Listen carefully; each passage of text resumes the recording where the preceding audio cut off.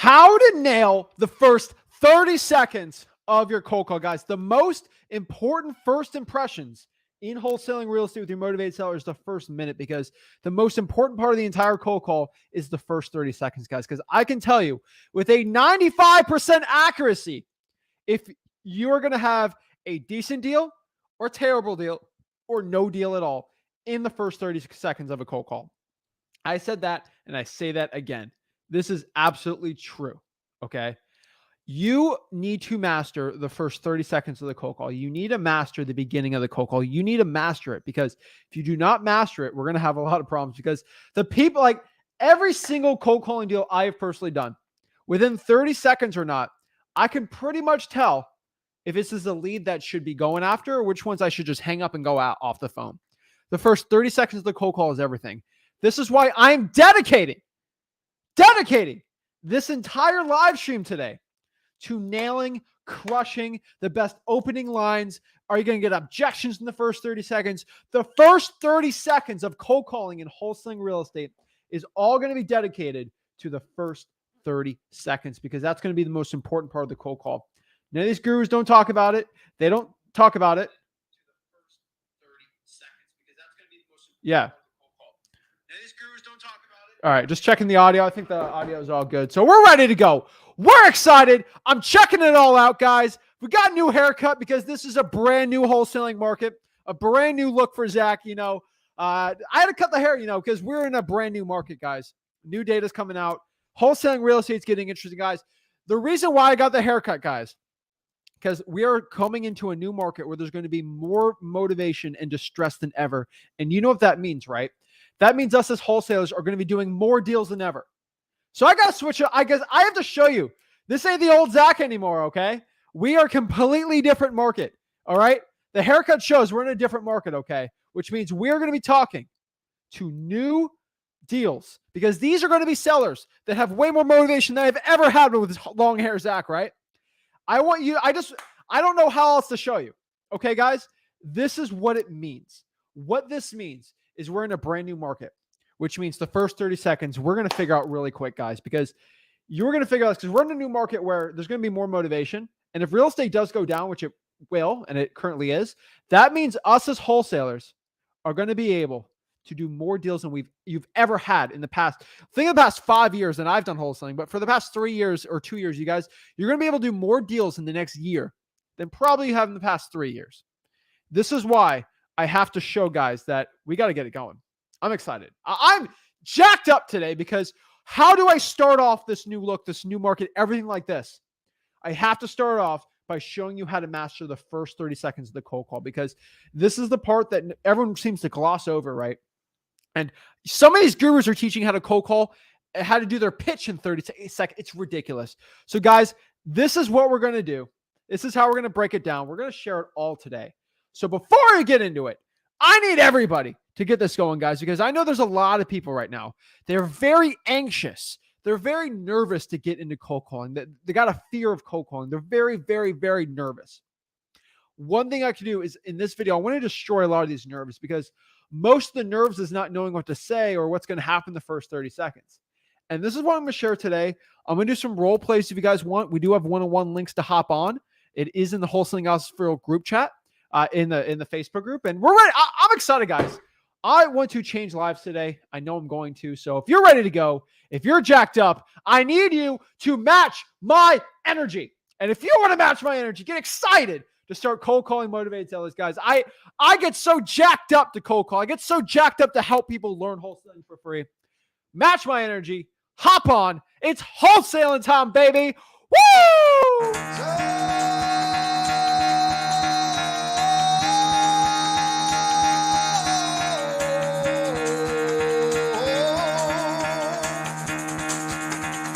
Get the fuck out of bed, bitch. Go.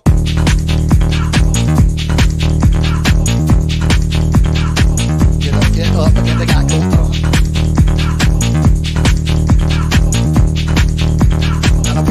Time to wake up, bitch, get up.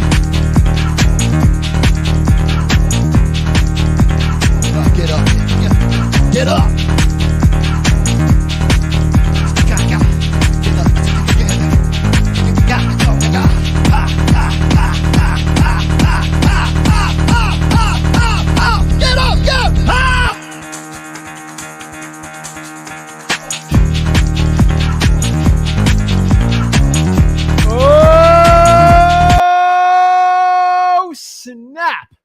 Let's get it, guys and gals out here. Let's gonna break it down. We're gonna break it down right now. Before I break it down, guys, I do want to just check the audio. So let's do one quick audio check, and we're gonna get into everything, guys. I don't think I've talked about how important the first 30 seconds ever is for a cold call. And after seeing some people teaching it, yeah, we're all good here, guys. I watched some gurus teach some cold calling, right? Some people sent me some links to some the guru courses, and I'm not going to name anything, right? But I think you guys can guess. I've seen the inside of these courses and the way they teach wholesaling. I was so, and I can only say this the nicest way. I was so put off and upset by that. That was so upsetting. Okay, the way I saw these $10,000 programs how to cold call. It was so bad. And the worst one I can tell you is they didn't teach how to nail the first 30 seconds of the cold call.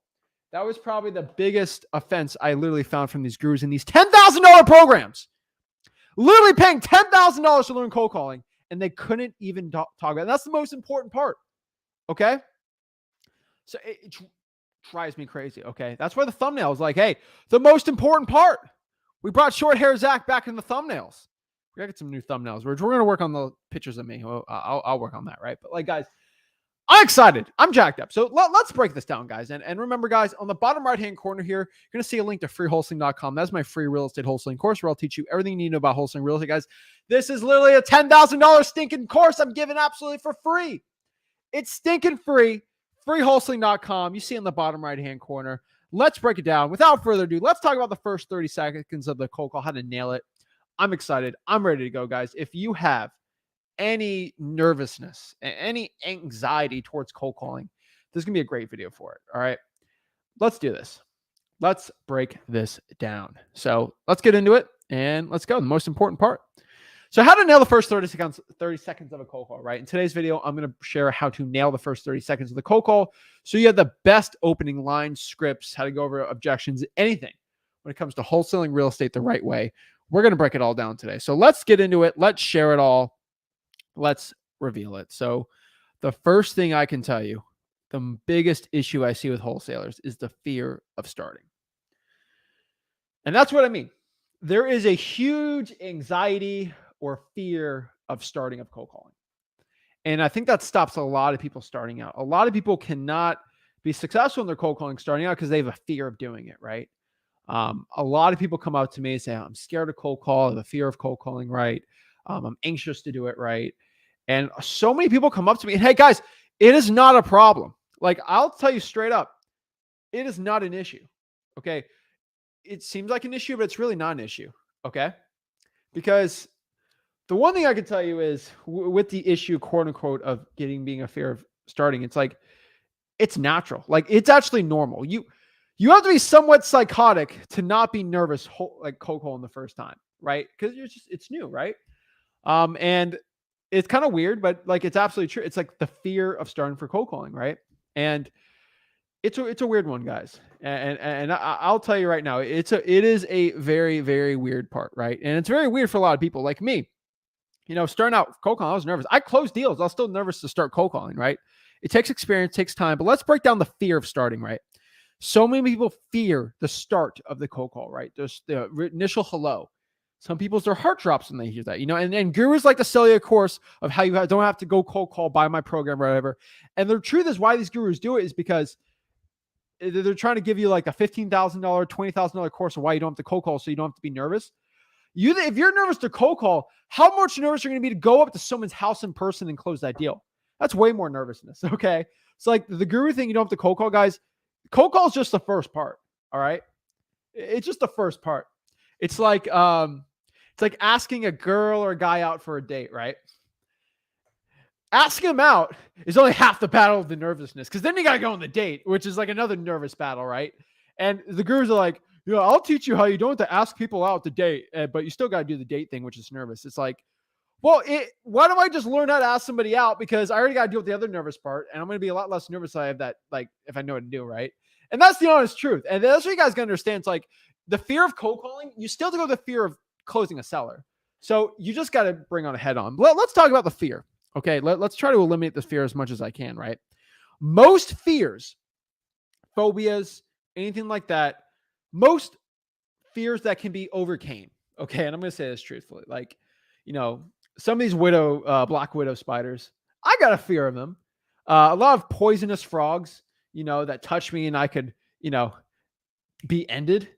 I have a very healthy fear of that. And I think it's a very healthy fear. All right. There's no fish in the ocean I fear except for pretty much a bull shark on the beach, because those things have been known to, not be good for people. So I have natural fears of not most sharks I'm fine, but like I have a very natural fear, and you should have very natural fears, right? Jumping out of a plane without a parachute. Very fearful, right? But like general fears, but like those are fears that like it doesn't work. Right? Like what are the like other fears, right? You got fears of other things. Most of those fears that are be able to overcome, which is cold calling. Okay. Like your life is not at risk with this fear, so you should be fine, right? It's the fear of the unknown rather than the known. So Angel's got a good point. Angel, might have a fear of clowns.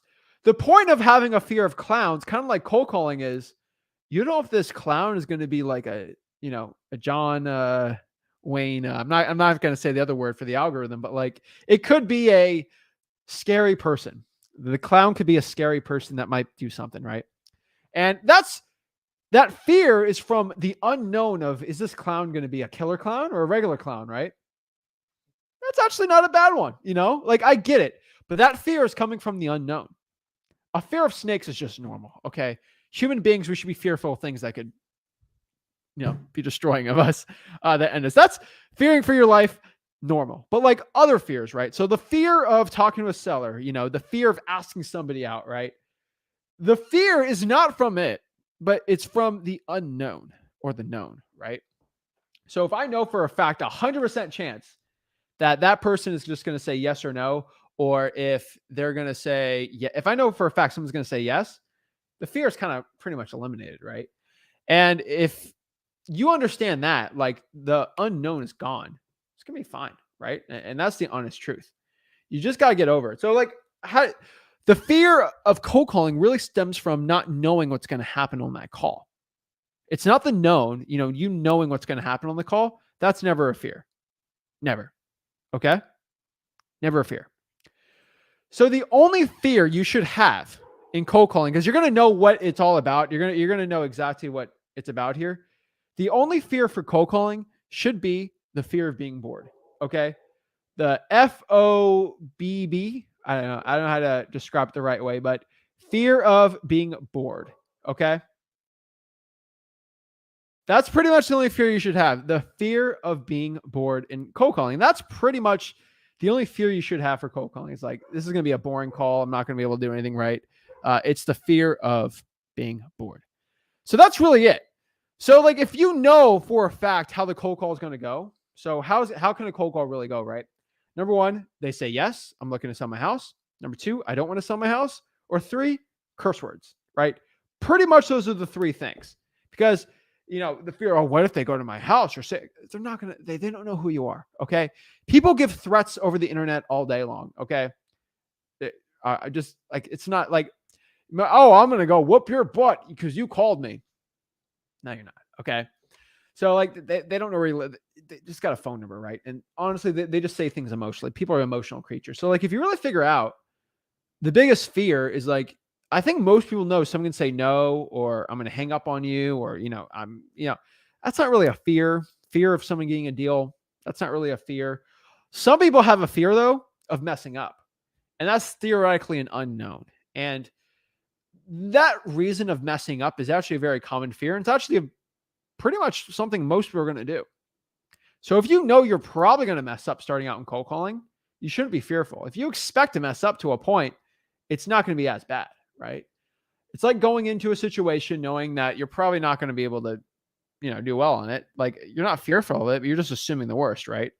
And I think it's a big part. I think everyone's saying happy B-Day. It's already been my birthday. So my birthday is not today, FYI, but I appreciate the kind words. But what I could tell you is the fear straight up right now eliminated.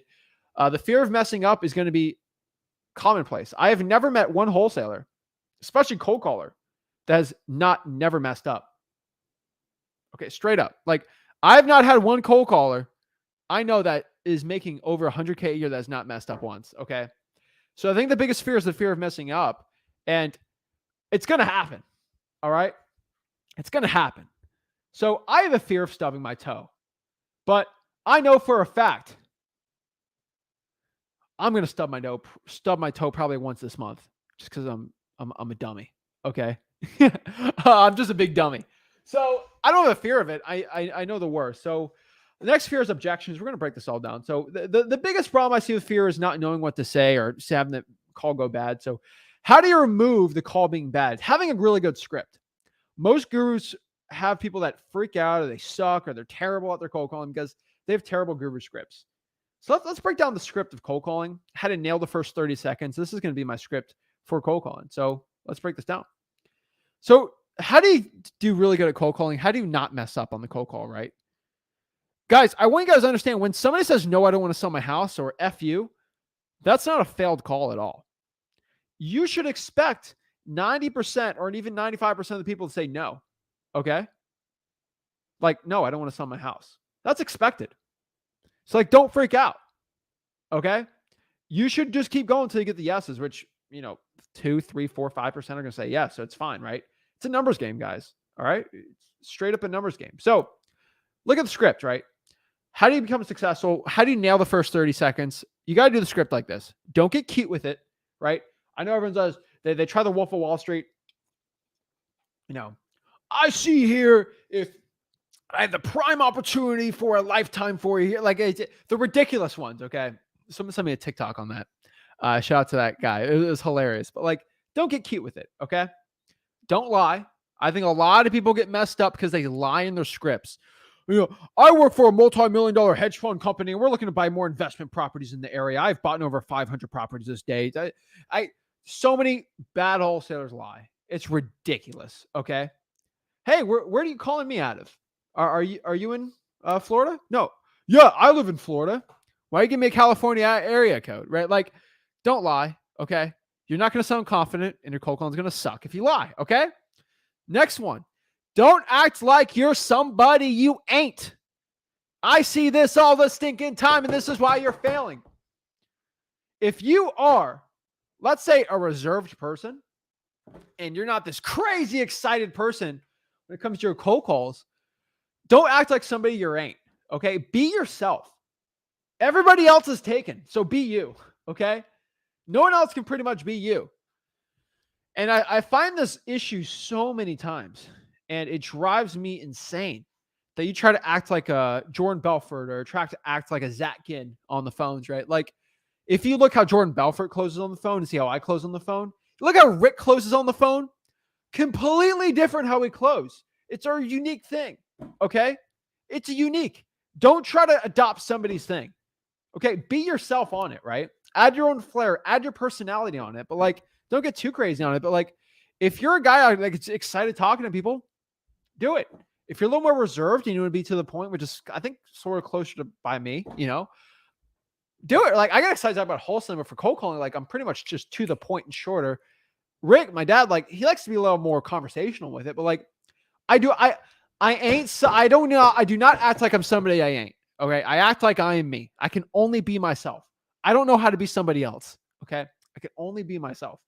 So just with your script, that's how you're going to have to do it. Okay. That's where I found the best success. And then lastly, like kind of like being yourself, be upfront and have a clear message. This is a huge issue the first 30 seconds of the cold call for wholesaling that so many people struggle with. They are not upfront. They are not clear. They're not concise in the start of their cold calls. They are none of these things. Okay. They're not upfront. They do this weird little hedge fund thing. They talk a big game. They try to get into it. They talk about buying all these properties and flipping them. You're an investment investor. You go into all these crazy brouhaha, all this stuff. Ridiculous. Okay. Hey, be upfront with them. I want to buy your house. Are you looking to sell it? Like, then you can get into more of the questions, right? But like, stop getting all crazy and cute with it. All right. So let's talk about the script. All right. This is my script. Okay. This is my script, right? Is this the owner of 123 Main Street? And are you interested in selling that property?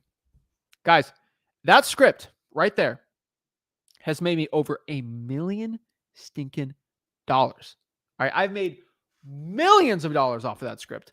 Millions. And that's a joke because I would say we're probably approaching, I could assume from the people, all the checks I'm getting sent, probably even close to 10 million off of just subscribers watching me using that script.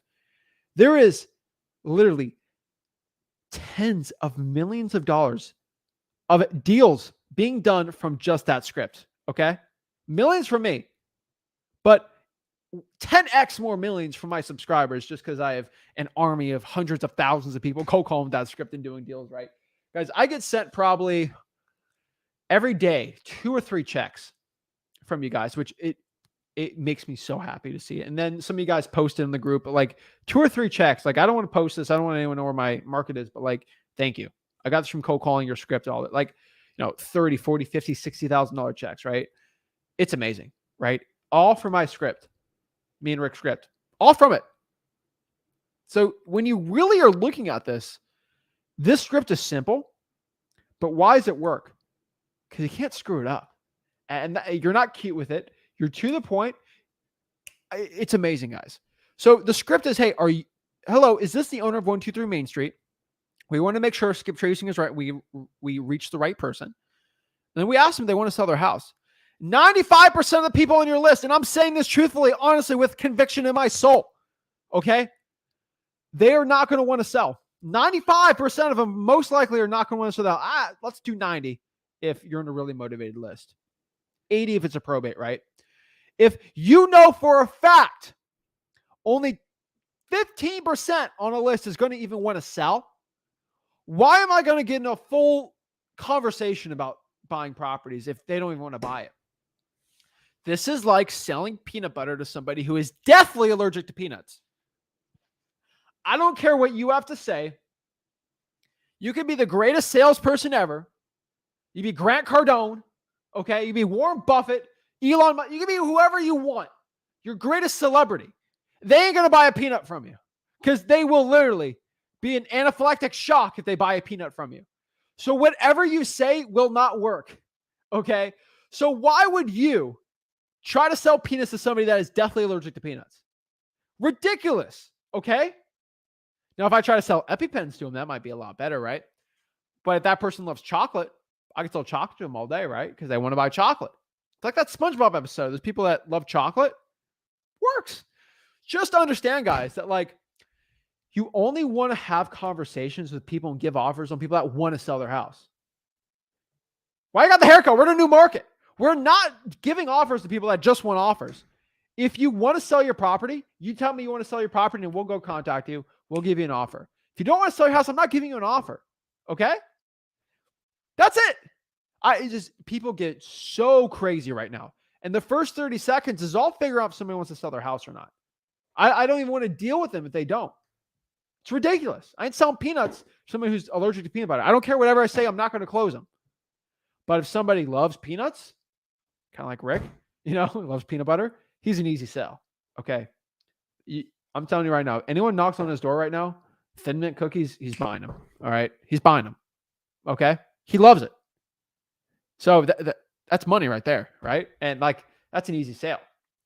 So you just got to understand that too, guys. That is the script. So this script has made me millions for me and so many other people. So why does this script work? Why do I say? Because I see everyone Guru says, oh, Mr. Guru told me to use this script. Your guru's broke. Your guru's broke. Okay. Why am I going to listen to a broke guru about how to cold call? That guru won't go on a live stream and close any sellers with that script. He won't. Or she. They broke. Okay? They broke. All right? They're gurus. They spend all day on a Zoom. They don't cold call. They don't have people cold call in their scripts. Every single person and their mom is using the same stupid little script. You got to use something that's different. So why does the script work? Why do I destroy the gurus with this script?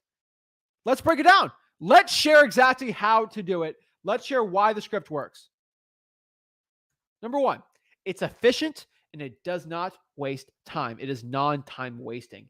when you use the script, you will be pretty much, compared to other scripts, you'll probably talk to 25% more conversations, which means you get to give 25% more offers, which theoretically you do 25% more deals because you're not wasting time talking to people that do not want to sell their house. Think about that for a second. You are not wasting your time with that list. That is some powerful stuff, boys and gals.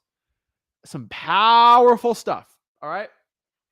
It's super efficient. You are not wasting your time. You can talk to more sellers, right? It's very hard to mess up this script. And this is why I love it. This is why for a lot of beginners that are nervous, it's almost dummy proof. Okay. I call it Zach proof, to mess it up as a beginner. I've had so many people from the Philippines and Latin America that don't know what wholesaling is, just learned English, doesn't have a bad accent, but like just kind of doesn't know anything. I'm telling you right now, it's ridiculous. But like, I can bring someone that just learned English and they say the script, I can have them get motivated seller leads coming in my pipeline that are really good deals because the script works so well. It's so scalable. And that's why I love it. It's really hard to mess up a script like that. Very, very difficult. That is why I love it. That's why it works so stinking well for wholesaling. And this is why I'm telling you guys to do it, right? It's really hard to mess that up. It's very simple. It removes the fear of calling and talking to sellers. It removes that anxiety that so many people have starting out in wholesaling real estate. A lot of that anxiety is out of there. It drives me crazy when people have that anxiety because like I could remove that anxiety right now, straight up. All you got to do is just listen to my advice and listen to what I say about that, right? So it removes a lot of that fear out of there. It also removes those hangups or people hanging up or not talking to you because they think you're a spam bot. When you say that script, you're kind of throw them off a little like, wait, huh? Wait, what do you mean? Yeah, I'm the owner of the house. That's nothing what like those like spam calls are getting, right? Like you have to be different than the average guru. It doesn't sound like a sales call. You just, hey, are you the owner of this house? Are you looking to sell it? Like it invokes curiosity. And that's why my marketing works over than any of the gurus in my competition. It works so stinking well. It's amazing, guys. Like it's absolutely amazing. You guys, you can just destroy it out here doing this. And it works really well. That's why I love it so much, guys. I think so many wholesalers out right now, they get they get a lot of anxiety for it, right? But that's why it works so stinking well, guys. Like that's why it works really well. It drives me crazy, but this script makes millions for me and so many other people because it works. All right. This is why you have to start doing scripts that are really simple. Okay. Now, the next part of like the 30-second combo, and this kicks in the first minute. So like, I can't really get into this too much, right? But like if they say yes, and it's within the 30 seconds, how do you talk, right? Asking about MCTP. I'm going to give you guys a second really quick. All right. MCTP. MCTP. Think about that for a second. MCTP. MCTP. I'm sounding like a crazy man saying this, but I am crazy, but I'm crazy about wholesaling. All right. So what does MCTP stand for? MCTP. Motivation, condition, time frame, and price. All right. That is what MCTP stands for. So if somebody says yes, this is like a life hack, I guess. I don't know, but like if somebody in wholesaling real estate tells you, hey, I want to sell my house, a lot of people go blank. They're like, what? What do I say? Oh my gosh. Oh my gosh. Get my 4-page script out. Sound like a salesperson. If somebody says I want to sell my house and you don't know how to answer them, you're screwed. Okay. You got to have confidence. And if you just think of MCTP, you could be driving and answering a phone call. You could be anywhere. You need a hotel room, have no internet. Like you can just go straight up and just go. Okay. And just close the seller right there and just figure out if it's a good deal. It's the best thing. So what's MCTP, right? Motivation. Hey, so why are you looking to sell the property? Question 1. MC. C, condition. What's the condition of the property? Does it need AC roof? AC roof repairs? How's the roof on it? There's a square footage. Does it need any updating? Time frame. When you're looking to sell the property, 6 months, a week, a year, right? It drives me crazy. But like no one ever asked that. And then prices, how much you're looking to sell the property for? How much you need to get rid of it for, right? Like you just keep it at that general conversation. That's going to be within the minute, and you're going to crush the conversation, right? Because within that 4 questions you really ask, you can really figure out if it's going to be a good deal or not, and if it's worth you going after or not, or just looking at it. But like, that's how you crush the cold call, right? Oh, this guy's professional. He's asking me questions. He knows what to say, saying with authority and confidence. That's going to give you the best results in cold calling starting out. But like they say yes, just think of the MCTP, right? One thing I can tell you guys really importantly with the cold calls and why I'm always to the point, why if somebody doesn't want to sell, I just go to the next call. Why I'm always like this is because I'm extremely respectful of my own time. Strangers will not respect your time. Family might. Sometimes family doesn't. But like your friends sometimes respect your time. Sometimes they don't, right? But like you have to be the biggest advocate of your time, especially as an entrepreneur starting out here that doesn't have a lot of time. I'm blessed to have time, but I'm also very busy. But also I choose to be busy, right? And the one thing I could tell you is you should just understand, guys, like straight up, that being respectful of your time is probably going to be the biggest game changer for your success. Because once you respect your own time, you're going to think differently. And especially when you're looking to scale up a business and running a legit operation, it's going to help you out so much. All right. This is how you crush the first 30 seconds of your call. You respect your own time. I respect my time so much. If somebody doesn't want to sell their house, I'm not going to have a conversation. There's no conversation to be had there. All right. If there's just no conversation. All right. So if I'm having a conversation with somebody of who's the greatest football team of all time, and you're a Patriots fan, I'm not, no conversation with you. Okay. There's no conversation. Okay. We're not going to be talking about this. All right. We're not in the same wavelength. I'm going to respect my time on this. Right. And after watching Sunday's game, guys, I should have live streamed the fourth quarter of that football game.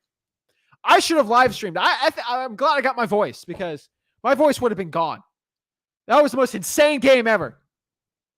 My goodness gracious. Sorry for my Baltimore people out here. That was an insane game. I'm not even getting into that. Okay. I ain't going to get into that.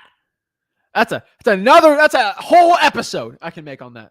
6 touchdowns to come on, baby. Let's go. Come on. What I can tell you is you got to respect your own time, guys and gals. You have to. Your time is your most valuable asset. Your time is going to be so much more important than the money you have. Time is more important. Okay. And respect to my Patriots fans out here. We love my Patriots fans. I just like ragging on them because they've ragged on me pretty much every year I've been alive for the past 20, I'd say 20 years, ever since Brady was there. So about 20 years they've been ragging on me. So, FYI. All right. I can make fun of the Patriots. Okay. I've dealt with 20 years of this. Okay. I've earned it. I don't rag on the Jets fans. I just feel bad for them, honestly. I kind of just pitied them at this point, but they had a good game for the Browns, so whatever. All right. So your time is your most valuable asset. All right, guys and gals. You only have longer conversations with people that say yes. I just want you to understand that, like, they don't want to sell. Oh, no problem. Well, if you have any other properties looking to sell, no? Okay, well, no worries. If anything changes, give me a call. Just got my number, right? I don't really want to have a conversation with somebody at all that just doesn't want to sell. Like you're not going to make money off of that. And just, there's no way around it, right? So just get off the phone, be respectful. If someone just keep talking to you, I don't want to talk. Like just saying, like, I don't have a conversation with you. All right. Like if you do not want to sell, there's no way for me to make money on this, and respectfully, just right. That's it. So I just wanted people to understand that they waste their time a lot. And cold calling 5 hours with some of that waste their time versus calling 5 hours that's some really efficient and to the point, completely different. You also, I think this is a really important thing on wholesaling real estate that I talk about it so much. Gurus don't talk about it. People make this seem like this is a crazy thing. It's ridiculous, but here's the truth. You don't convince somebody to want to sell their house. Either they want to sell it or they don't. That is it. No ifs, ands, buts around it. I am not going to convince somebody to sell their house. I never will, and I never have, and I just will not ever. There's sleazy wholesalers that try to convince you. No, okay? Like, I don't think that's the right thing to do, and honestly, I don't think anyone should do that. And you're not going to get a good deal by convincing somebody to get rid of it, right? Do you want to sell it or not? I get this objection sometimes. I don't know if I want to sell the house. Okay. Well, were you thinking about selling it before I called you? No. Well, if it wasn't already on your mind before I call you, probably don't want to sell it. No big deal, right? Like, either you want to sell it or not, okay? And if you're already thinking about selling it before I called, then sure. But just if you answer that objection with it, you're going to be fine. So outside of that, they don't want to sell it. It's hilarious, but you're not going to convince somebody who wants to sell their house. Never works, okay? Next part, the first 30 seconds, you actually might get objections. And I'm saying that truthfully right now. I don't know if that's a voice crack. I haven't had a voice crack since middle school. Well, beginning of high school. But you have to answer all the objections you personally have. Because you have to understand this. Every single unanswered question is an objection. And I want you to understand that. If somebody asks you a question and if you do not answer it, that's an objection. And if you have an objection you can't get over, it's done. It's a hurdle. If you can't get over the hurdle, like, you ain't run the race. All right. So if somebody gives you an objection, you have to answer it. And that's why you have to understand what the common objections are. In the first 30 seconds, there's only really 4 objections you're honestly going to get. And this eliminates the fear, right? This eliminates all the fear. So I think that's the biggest one, right? So let's break this down. So unanswered questions are objections. So I want everyone to understand that you have to answer the objections. You just sliding around it and trying to go around is like, no. All right. It's not the right way to do it. So what are the most common objections, which in the first 30 seconds you have to go over? You have to crush these objections. All right. And these aren't objections where you just kind of throw them off. You have to crush these objections to a stinking pulp. And you just got to know what to do, right? And I answering objections is like boxing, except it's way easier, all right? It's like somebody saying, okay, Zach, I'm going to give you a right hook. In the next 3 seconds, I'm going to give you a right hook. I'm going to count down. 1, 2, 3. And they throw a right hook. Okay. So if I know in the next 3 seconds, somebody's going to throw a right hook. If somebody throws a right hook on me, I'm either going to step back, like duck if I really want to, but or just get out of the stinking way. Same thing. Okay, Zach, in the next 3 seconds, I'm going to punch you straight right here, as hard as I can. Okay. Someone's going to punch me straight. I'm going to move out of the way, right? This is like that, except you don't have to get punched in the face. So when somebody gives you an objection, you can create a sheet and you know exactly how to overcome them. So it's like, okay, someone punched me straight, move to the side, hook, move back. Like, it's like knowing what to do during a situation, right? And so that's pretty much it. So let's break this down. And let's do it. It's just kind of like knowing basics to a point. It's like, hey, if I got to cut, put some Neosporin, clean it out, put a Band-Aid, right? It's like that to a point. So these are like boxing. You just got to know what to do. And sometimes people try to hit you hard. But if you know what to do, you know how to block it, right? And then if you have gloves, you can kind of block the punch, right? But how do you get over these objections, right? So here it is, right? Who is this? What do you want? I think that's pretty much like a jab in boxing, right? Someone gives you a quick jab. How do you defend that, right? Who is this? What do you want? This is why, kind of like boxing, you ain't getting punched. So this is actually way better for you. But if you know how to answer that instantaneously, you got to train for it, right? Know how to. You ever watch Floyd Mayweather's defensive boxing? Amazing stuff, right? He is so trained and technical with his craft. Kind of like you have to be sometimes with the objections. If you know the 4 objections, how to answer them instantaneously, and someone says, who is this? What do you want? You can answer back, rifle it. So you don't kind of don't trying to just simply try to, get rid of the objection a little. You crush the objection. So if someone's asked, who is this? What do you want? My name is Zach. I'm looking to buy properties. Are you interested in selling your property? Right? That's how I avoid the jab per se, right? That's a pretty easy one. Who is this? What do you want? My name is Zach. I'm looking to buy property. Are you looking to sell your house? This comes back to if you are saying the truth, you don't lie, you have a clear message of you looking to buy properties, and you don't lie about anything else, and you're just straight up and honest and truthful, be like the person you actually are. Answering that objection is not even an objection. Okay. That's pretty much it. Right? Like, that's the easiest way to go around it. So I just think so many people get this like all squirrely. That's how you answer that. It's a very common objection. All right. Next one is, I would sell my house, Zach, but where would I move to? I know for a fact, as a lot of people on here are rolling their eyes like, I get this stinking question asked every single time, and it drives me insane.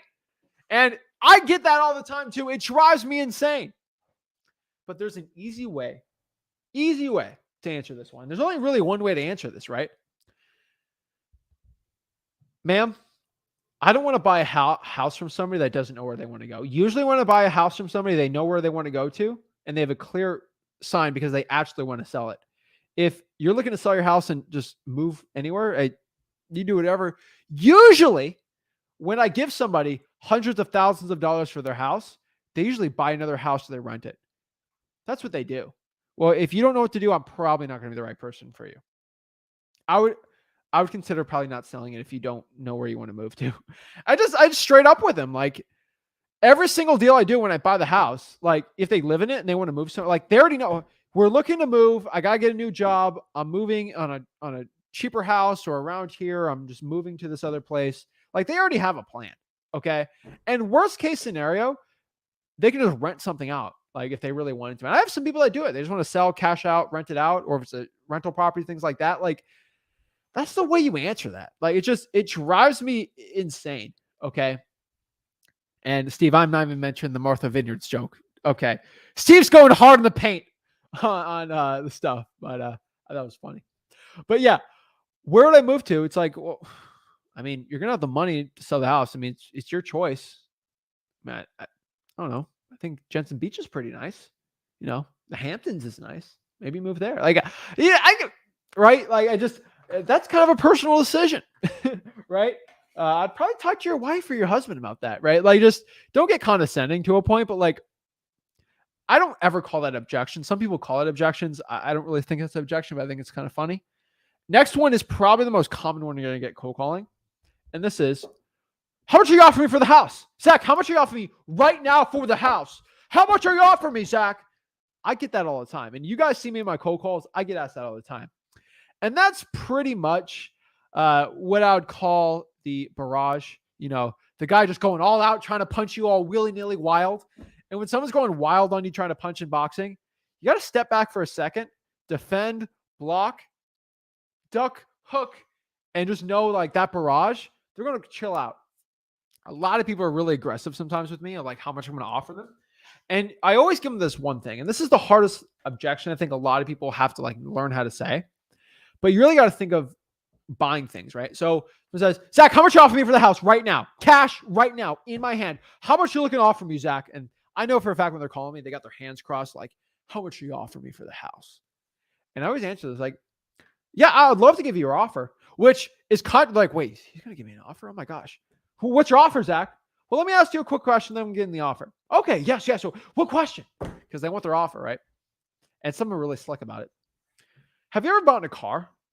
Yeah, of course I bought a car. And a lot of them are aggressive and like really rude, starting like very standoffish. So they're like saying this in a mean, but of course I've bought a car.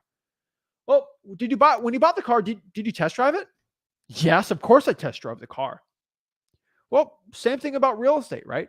If I'm looking to buy your house, I'm going to have to test drive it. I'm going to have to go look at it and sort of see if it's the right fit, because I don't know what I want to do with the house without actually looking at it, right? Like, that's the point of why I buy real estate, right? I like to look at it. I like to see it. Like, that's the point. I got to see if this is the right fit for me. Well, why do you have to see it so much? Well, I have to see if this is going to be a good rental property for me and my partner. Is this going to be a flip for me? Like, I got to figure out what's going to be for me.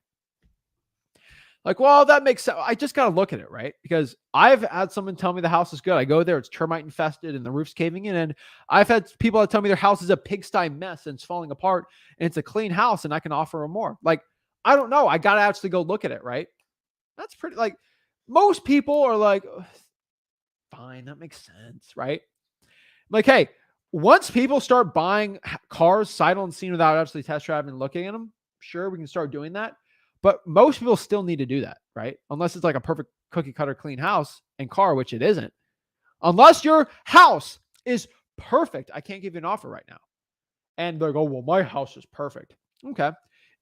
Did you put on the roof last year? Is the kitchen updated last year? Flooring last year? Brand new pool, right? Did you paint it in the past year? New appliances? I could pick any, guys. I could go to a new construction home right now and find 2 or 3 things wrong with it. Like, as an inspector, anyone can do it. Houses are so easy to just crush, especially in Florida. Like there's always something wrong. Okay. Always something wrong. I think it's hilarious, but yeah, that's another common objection. Next one is like, how did you get my number? Well, I got the number from the marketing department and I'm just looking to contact people that are looking to sell the property in areas that we're looking to buy. But how did you get my number? Our marketing department. They gave me the number. Oh, who's your marketing department? Are you looking to sell your house? No. I want to know how you got my number. The marketing department. Well, transfer me over. Well, I'm just trying to call. See, like, I could put you off the list if you want. Like, I got a list here. I'm looking to call people that might want to sell in this area. If they're that aggressive, I've never had any. I've had deals where somebody asked me how I got their number, but after I mentioned I got from the marketing department or said something like that, and I just asked them to looking to sell, they always, yes, I'm looking to sell my house. So I'm just curious how all you guys get my numbers. They don't care. Okay. And if they're looking to sell it, they could brush off how you got their number. Like, they could really brush it off. They don't really care too much, right? But the people that are like so obsessed to how you got their number, they don't want to sell it. Okay. And, I always say this, like, well, give me the address of the property and I can maybe I can see how we got it from the address because I can see the area and see, because we get different numbers from different places. They won't give their address. Not a chance. Okay, guys. So those are really the most common objections I found. And let's go over them really quick one more time. Let's go over each one like really quick, just so we can kind of learn how to do it. And if you guys want, this is recorded on YouTube. So I would go to the Flip With Rick YouTube channel. And that's probably where the most people are in the comments. And I would go on the YouTube channel, screenshot this or, record it, play it back like 4 or 5 times to see how I answer each one. So it's a little easier for you to do. I would personally write it down, or I would record it, screen record the section where I say it right, and then just practice it over and over again. That's personally how I would probably do it. But like, straight up with you guys, I never got this information when I started out in wholesaling, right? I never got this information. So wish I had starting out, but let's go over these, right? So number 1, who is this? What do you want? My name is Zach. I'm looking to buy properties. Are you looking to sell your house? Number 1. Number 2. Zach, I would sell the house, but I don't know where I'm going to move to, or where would I move to? I like saying that voice. But like, so how do you answer that? Well, usually when I buy a house from somebody, they actually want to sell it and they actually have a place already set out. Sometimes people buy another house. Sometimes they rent it out. I mean, if you have no idea where you want to move to, you're probably not looking to sell it then, right? I always try to push off, always be leaving to a point. And then the next part here is, how much are you offering me for the house? Well, Mr. Seller, have you ever bought in a car? Have you ever bought in a boat? Yes, I've bought in a car. Well, did you test drive the car before you bought it? Yes, I did. Well, since you test drive the car before you bought it, you just want to see if it's legit, it's good, if it's the right fit for you, right? Yeah, of course. Yeah, duh. Same thing with a house. I want to see if this is the right fit for us. I see properties all the time in blank city, in Knoxville, Tennessee, where, it sounds good when you're talking to me, but when I'm there, it's completely different, right? Yeah, that makes sense, right? Yeah, that's why I just have to test drive the house, right? I just have to go see it and see if it's the right fit. Boom, right? And then you just go from there and like, well, can I see the house? Talk about it right from there. And then the next part here is, how do you get my number? I got the number from our marketing department, which I am a marketing department, but like, you just say that, they're like, well, they want to blame somebody. And that's why they're really asking it. They want to see, how did you get my number? And there's no answer that's going to make them happy. And I want you guys to understand that there's no answer you can say to make that person happy when you ask them why they're looking to sell it. Why you got their number? The marketing department, oh, I can't get to them right now. Fine. All right. It drives me crazy. But like, you have to overcome these objections if you're going to nail the first 30 seconds of the cold call. Okay. So here's the next one. I don't know where this slide is on there. Yeah. So guys, the last part here, guys, is don't act like a big shot. And I think this is a big one. I think a lot of people do, but like, I see a lot of gurus and YouTube information that act like you're this big company. You have a financing department. You do all this crazy stuff, guys. Most of the time, and you look at the top wholesalers around the entire country, you look at some of the most saturated markets. Like I'll talk about Phoenix, Arizona really quick, right? I was kind of picking on Phoenix on my live stream on Sunday. On the Zach Ginn channel, we do a private live stream. Not private, but like only on the Zach Ginn channel. I talked about a really good topic. I think everyone on the Flip with Rick YouTube channel should watch this too if you didn't watch it. I talked about the great Zestimate crash and how Zestimate prices are crashing and what to do with it for wholesaling. If you haven't seen that video, just go to the Zach Ginn YouTube channel and put the link on there too. I want you guys to understand that. And then I kind of broke down Phoenix, Arizona, that market. I kind of picked that one apart and showed how their Zestimate is the first Zestimate drop in like 9 years. And how this is going to affect a lot of things when it comes to sellers. A lot of things are going to change with these sellers. And it's going to be really interesting, right? So I'm going to pop that video on if you just want to see it, like me explaining it. Because every Sunday I do a private live stream on the personal channel. So I do that. So let me put it on there. I just want you guys to understand, like, it's good info. So if you're watching on Facebook, just go to Zach Ginn on YouTube and be on there. And then Ricken did one yesterday. It was he did a really good one too. So we have really good content on both the channels, just so you know. But like, you really got to watch both of them, right? And it's going to help you out because Rick talks about like the top sales tactics to close sellers too on his private channel. So it's pretty cool. Links in there. Go check it out. But like, what we're talking about there is like, because I was picking on Phoenix on how Zestimate is dropping and it's changing a lot of things. The top guys in Phoenix, Arizona, not the gurus. Like there are there's a lot of gurus in Phoenix, a lot of gurus everywhere, right? California, Florida, everywhere, right? But like Phoenix is outside of coaching and stuff, like wholesaling real estate. It's one of the most saturated markets, right? And there's reasons for it, right? It's all the stuff's really been built out really recently. I mean, if you look past like 40, 50 years, like nothing really that old. And it's just prime opportunity, right? And so why Phoenix is like so saturated too is, but like, if you look at the ones doing over 50 to 100K a month in wholesaling assignment fees, that they're not gurus because these gurus are broke, but like the ones that are actually doing well, they all do the mom and pop approach. And in the most saturated markets, it works. What's the mom and pop? Hey, my name is Zach. I'm looking to buy your house. It's a small team. We're looking to buy some more properties. That approach always works, even when it comes to like being a big firm type thing, they always go to the personal when they go to see the house. And once you make it a people's business, the more saturated markets, the best wholesalers that aren't doing YouTube stuff, like that's what they do. And that's what we do. That's what I always taught you guys to do. And it's shocking for a lot of people out here to know that, but like that's the honest truth. So don't act like a big shot. Okay. Be an honest home buyer, be relatable to the seller, and you'll do deals. Right? If you're not relatable, it's going to be hard to do deals. Last part here is like, have confidence and authority. All right.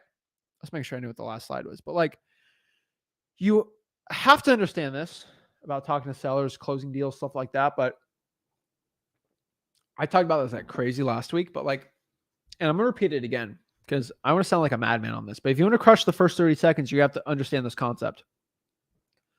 How you speak is more important in cold calling, especially the first 30 seconds.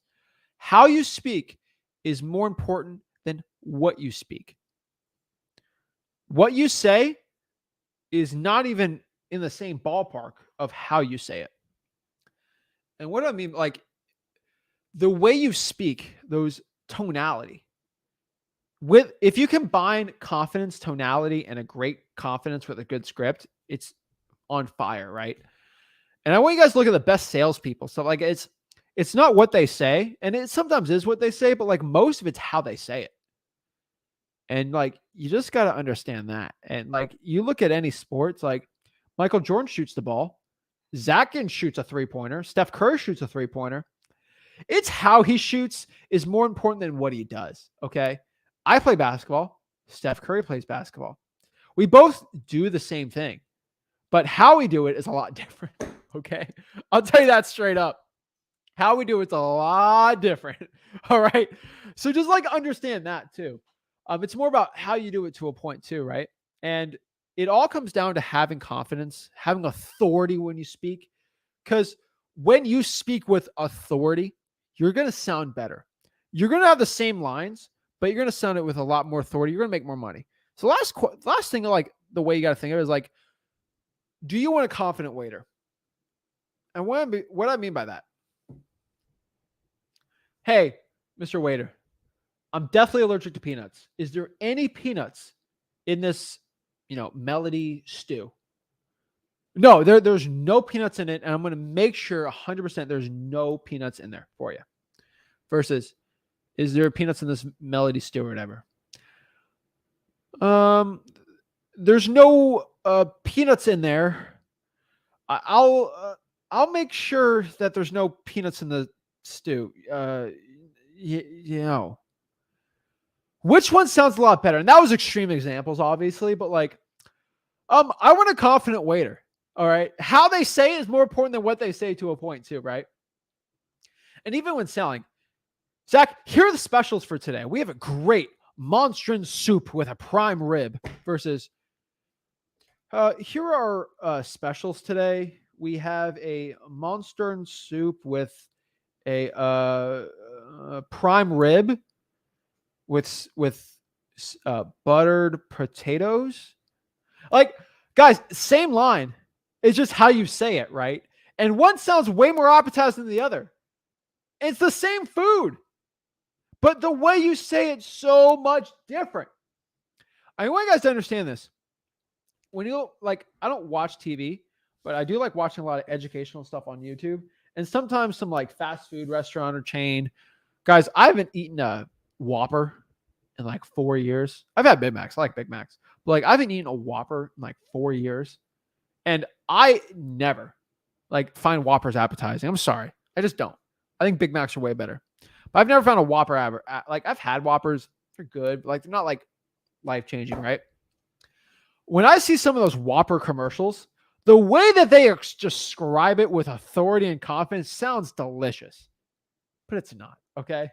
And so the moral of that is it's how you say it versus the actual product itself, the product of you buying properties, right? Yeah, Omar, I've been to Five Guys. I love Five Guys. But they don't have commercials. They just have good food. But it's how you do it. So do you want a confident waiter or do you not? You want a confident waiter, all right? And if you want to be doing well, you're going to have to be confident in the way that you explain things. So guys, if you get the moral of what I'm saying today, how do you crush the initial phone call out here? The first 30 seconds, saying the right script, saying it the right way, and knowing how to overcome the objections are going to be the three things you got to understand, okay? So what are the three things again? Knowing what to say, the lines, knowing how to say it, and knowing how to overcome any of the objections. I don't know how you could fail doing that. And I'm just being straight up with you. It's very hard to fail when you know exactly those three things. That's how you crush the first 30 seconds of the cold call, because it all comes down to that. So really, I dedicated this video for it because I truthfully believe that's going to be a big key to a lot of people crushing it in their wholesaling, especially their cold calling coming up. We got the haircut. We know what's up, right? We got a weird, different market, not a weird market, like a different market. We know how to pounce on it. That's why that Zach Ginn channel, I kind of talked about that a little more there too. But that's how you're going to crush it, right?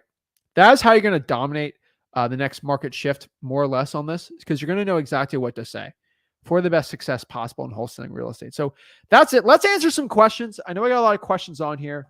I know a lot of questions about what I've said. So let's do those really quick. Then what I want to do is I actually want to do some role plays with you guys.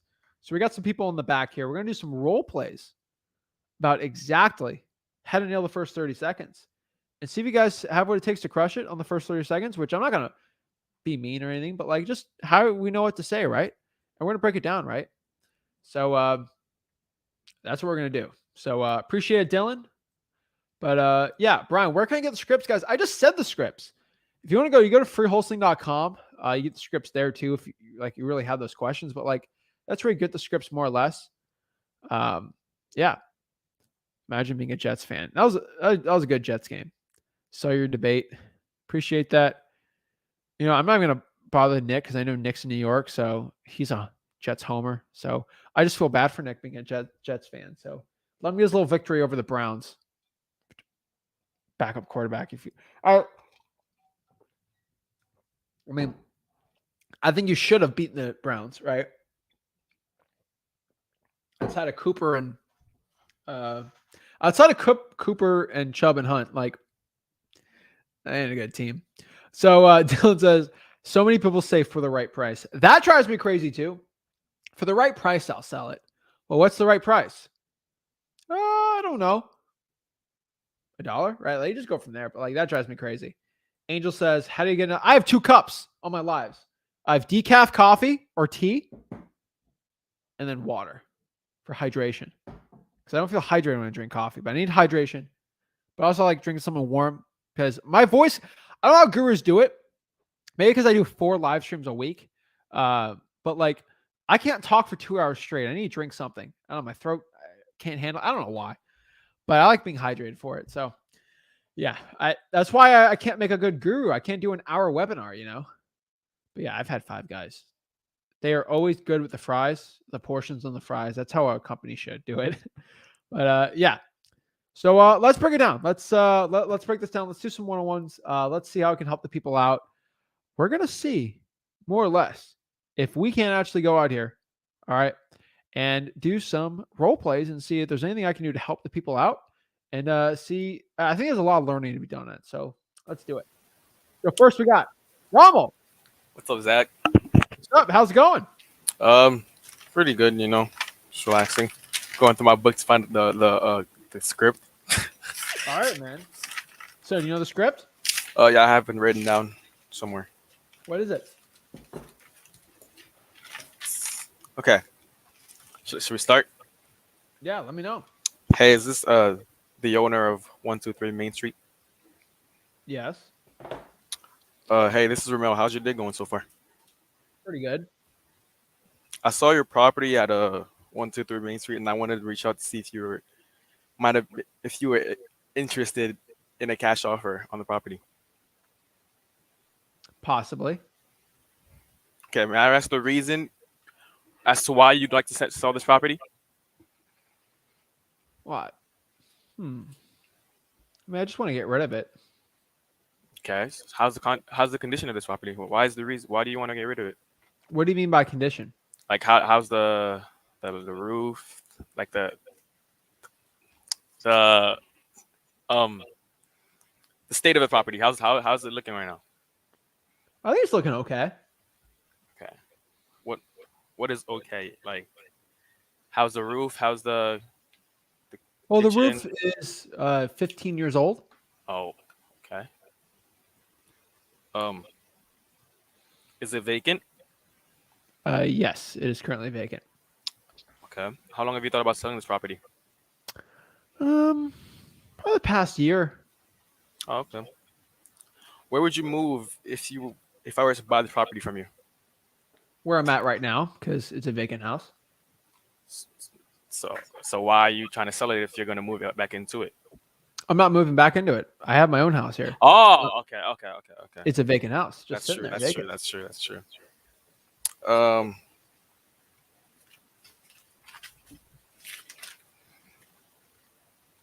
So do you know how much you're looking to sell the property for? I don't know. How much are you offering me for it? What price would you think is right for this property? Because like you said, called me. You give me the offer. So if I were to give you $1, you'd accept it? Probably not. Okay, so tell me something you think is right for this property. Give me a number. I mean, you're calling me. What's your offer? How much are you offering me for this? Well, if I were to put in all the information you've given me, I'd probably give you $1.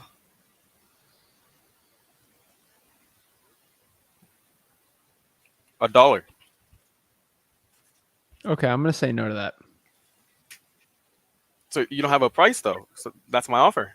Well, that's not a serious offer. So you give me a serious number, and I'll see if I can what I can do about it. 4 million. Okay, so now we're playing games. Okay. How much do you think this Are you property getting was? short with me, Sonny? No. I'm so confused right now. All right, let's end it. Let's end it. All right. Okay, dude. yeah. All right. First of all, if I give you some tood, you can't give me any tood back. All right. That's true. Just true. understand that. All right. If someone's giving me some attitude, I cannot give it back, even though I want it so stinking bad. I want it, dude. I would love to. I got some good comebacks for sellers. I never say them. I say it in my head. All right. Okay. So let's talk about this first of all. Your issue right now. Watch the video. Did you watch the video? No, I recently joined. I had recently joined. Okay. I really want you to watch the video because Yeah. the 4 key points of why people suck the first 30 seconds of a conversation, you did like 3 of the red flags on there. Okay. So let's go through the first ones, right? You were actually really good. I'll give this to you. I only had one that conversation you had. That was really good. Most people have like 15 or 30 of them. So that's awesome. Thank you. Shout out to you on that. That's great. That was actually really good. I don't know if you're working on that, but like a lot of people actually struggle with that. I struggled with that starting out. So that was great. Number 2, that's not my script. So that's the one I saw on the website. Okay, I've never asked somebody if how their day's going. No, I added that in. You added that in. Yeah. Right? Yeah. So that's not my script. True. All right. So when you say ask my how my day is, it's like, well, I don't know if this is a real call or not, right? So you did say 123 Main Street. That's fine. The one thing you did say, which I got to look exactly on it, but like you didn't ask me if I was interested in selling it. You said you were looking for a cash offer on your property. Wait, did I not? I know. Oh yeah, that's true. Yeah. I didn't. What was the exact line? I said I wanted to reach out to you to see if you might have been interested in a cash offer on this property. So that was okay. It's not terrible. Okay. But let me pop up what I talked about earlier today. That's not exactly what it is. Because what I said possibly. And from there, I would have gone. So let me show you. So the script basically is, are you interested in selling it? Okay. So there's an difference between being interested in selling it and wanting a cash offer. Oh. It's a lot harder for me to play games with you if I'm interested in selling it. Maybe I want a cash offer, right? So let me go over some more. So I said possibly, and you kind of didn't really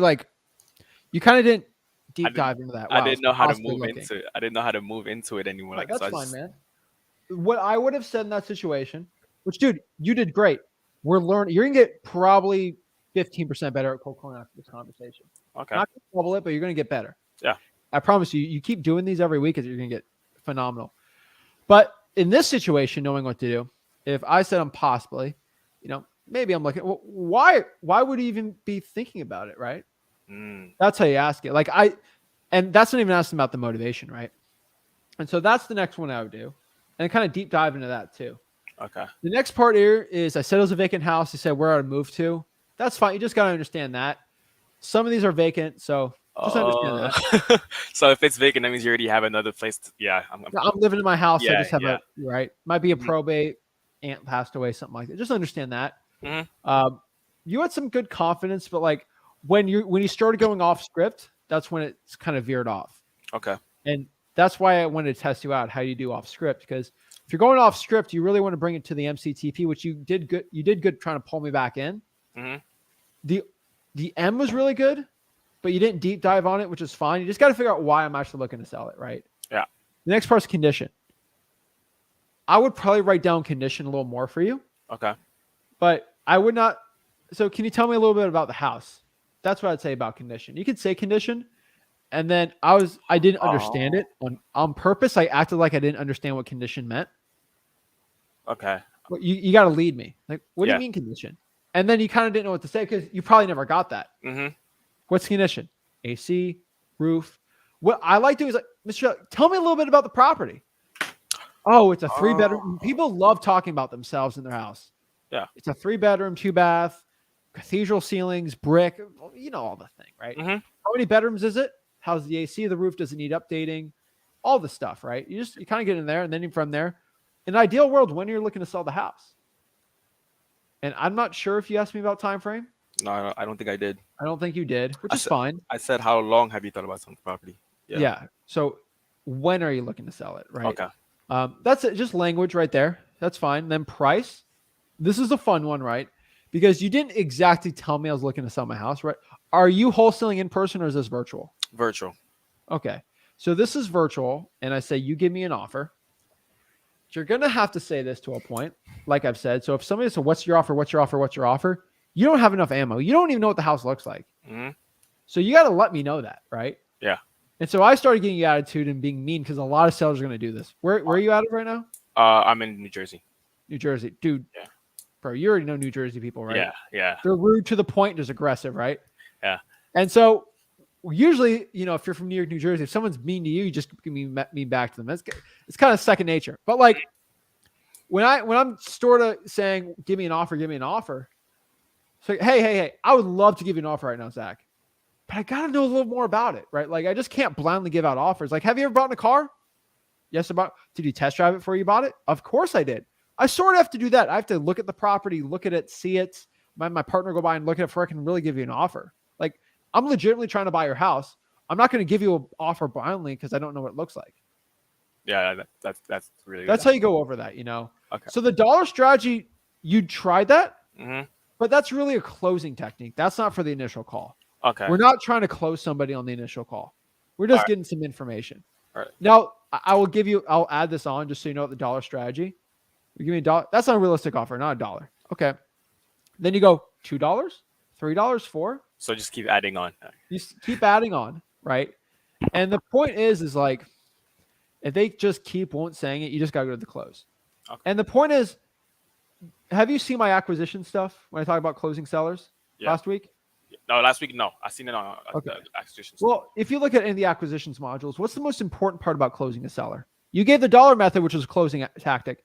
What is my number one rule when it comes to closing a seller virtually? Before you give the offer. You must do this before you give an offer. Conditioning them, right? You didn't condition me. That's true.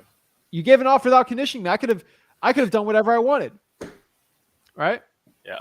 So just like, I'm not here to tear you up. I'm just letting you know It's on there. constructive And criticism. then from there. So I think it's pretty good. So one thing I want you to do is just practice how to overcome a lot of these things. I promise you are going to get told so many stinking times. So many stinking times. What's your offer? What's your offer? What's your offer? You have to know from there. Okay. But yeah, just calm. Like I'd calm down on it. Don't tell me you're playing games with me. Yeah, that's true. It won't work, dude. Like, have you ever worked a customer service job? No, I used to be a lifeguard. That was my only main job. You did what? Lifeguarding. What? Lifeguarding, like lifeguard. Oh, okay. Yeah. All right. Well, some people played with the lifeguard. That was a lot better job than I worked in customer service. I just suck it up when I had the lady just, you didn't bag my groceries right. I would love to go tell you what I really thought, but I ain't gonna say it, right? Yeah.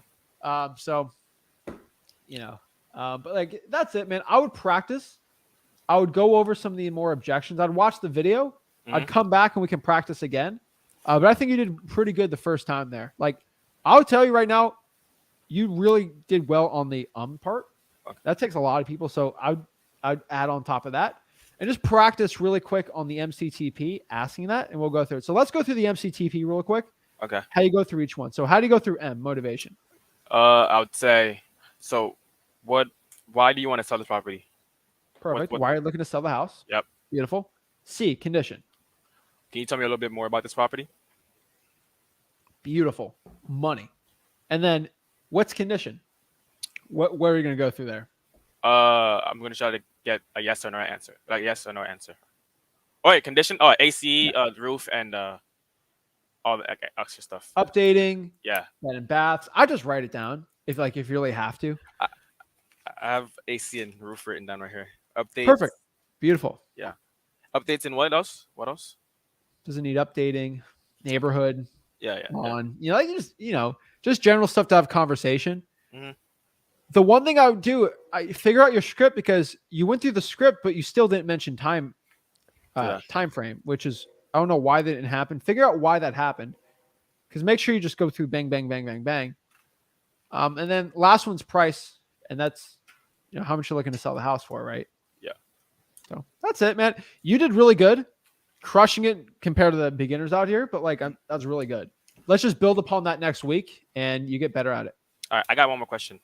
I was on here last week, and I told you about my my county that I was going to invest in, and they called me and said that they wanted to get another call, to talk about the probates list, because Okay. I sent them the little the form to tell them that I was requesting the probates list, all that stuff, and then they emailed me back saying that they didn't know about that, that they couldn't do that. That if I had any questions, I can get on the call with them. So I'm gonna call them tomorrow, and I wanted to say call them. Worst case scenario, I want you to email the city attorney. Okay. That guy or gal knows their stuff, and they know what a probate is. Okay. So would I just ask tomorrow when I call them? Should I just say, can I get the list of your probates emailed to me or something? Well, how do I? That's a little too aggressive. I would probably say, how can I possibly find the list of probates? Okay. And then what's a probate, right? That's the funniest part, Well, it's basically the list of court actions when somebody passes away and there's an heir to the property, all that. That's pretty much it. Okay. Thank you, Zach. That's all my questions. Every single state in the United States has that. So if people are passing away, which is every day, unfortunately, there's going to be a probate. So, yeah, okay. I'm going to call. You also gave me a number of a guy that I should call. I think that's the city attorney. Yeah, I think that's it. Yeah. I'm going to call him as well if they don't give it to me. Right? That's okay. Sounds good, bro. Just remember, man, there is a probate list there, because if I, God forbid, passed away, you can go oh, that's my house now. Yeah, you're not going to get my house, right? Probably a family member, right? And the judge has to decide, right? If I didn't have a will, you need courts for that, right? Yeah. Or you're just going to pick up everyone's house when they pass away, right? That's true. So you got to explain it to them like that. Oh, okay. Well, let me ask. Because some people just don't know, right? Did you know about a probate list 2 years ago? What that was? No, right? No. And if you're calling somebody that just got hired, oh yeah, criminal department right here. Click they don't know about it. So go to a higher up, they'll know about it. You'll be good to go. Okay, so I will just say, how can I find the list of probates? And then they'd point me right through it. Yep. Or probate court, anything like that. All right. Should I say online? Should I say digitally? How can I find it digitally, or because what if they ask me to come in person? Let's get the list first. See how can I find it, and then go from there. Because what if they ask me to come in person? What do I say? Well, how can I do it digitally then? Okay. All right. You gotta let them confirm there is a probate list, and then you go from there. Okay. All right. Sounds good, man. Good call though. Good job. Thanks, man. Boom. All right. Also, make sure you know the objections, how to answer them. Okay. Watching the video before. All right. Good job, but man. Wait. I like the haircut. That's all. See ya, dude. Appreciate it, man. Thanks. Boom. Appreciate you guys. Let's give a round of applause for Romo, guys. It takes serious cojones to go on here and do a live cold calling role play session and actually say, you know what, I'm going to go on this thing and I'm going to become a better wholesaler today. That takes a huge, awesome set of just going out here and actually saying, you know what, I want to become better today. I want to just become better today. And by going on here, he got better today. And he is running laps over all y'all watching, not doing it, okay? He is getting better today. And that's it, guys. You got to understand, you got to put in the reps, you got to practice, and that's how you do it. That's going to be your biggest growth. It's just going on here, doing the role plays, talk to me one-on-one. That's how you do it, guys. I can only give you the link, and I can only give you the link so you can hop on and talk to me. I can't make you hop on and actually talk to me, and I can't help you if you do not want to hop on and talk to me, okay? It costs $0. I just want to help. That's it. Eric. Hello? Yo, what is up? What's good, bro? How you doing? Every day above ground's an amazing day, man. Man, thank you so much for having me. I've been trying to get on here for a minute now. I need some help. All right, let's go. How can I help you out? First I'd like to say happy late birthday, bro. Appreciate it. All right. So I got a property under contract in Macon, Georgia, right? And I tried to JV with you or someone like that. And Amy replied back saying that I don't know if you know Amy, but she said it might not know work Amy. out. Yeah. What did she And say? she was like, "Oh, we don't think we're interested in the property." And I was like, "Well, what if I get the property for free? Like, would you guys be able to do anything with that?" And she never replied back. So I was gonna ask you, When did you reply to her? like a week ago.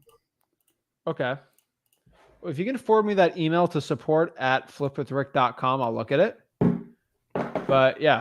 Yeah, I can do that right now. I go do that. Do you get a call or text from anyone?